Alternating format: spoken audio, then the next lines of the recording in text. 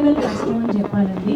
నిజంగా ఆది పర్వం ప్రొడ్యూసర్స్ కానీ డైరెక్టర్ కానీ అలాంటి ఒక ఛాలెంజ్ని తీసుకుని ఆది పర్వం చిత్రాన్ని ఇంత అద్భుతంగా ప్రొడ్యూస్ చేసి డైరెక్ట్ చేసి మన ముందుకు తీసుకొస్తున్నారు. ఒక్కసారి ఇంత సక్సెస్ఫుల్గా సినిమాని మన ముందుకు తీసుకొస్తున్నటువంటి టీమ్ని గట్టిగా చప్పట్లతో అభినందించాల్సిందే.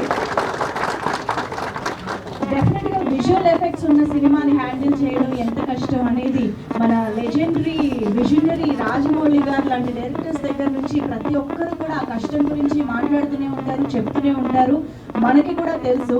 సో అటువంటిది ఈ సినిమాని ఇంత సక్సెస్ఫుల్గా రూపొందించినందుకు once again hearty congratulations to the whole team.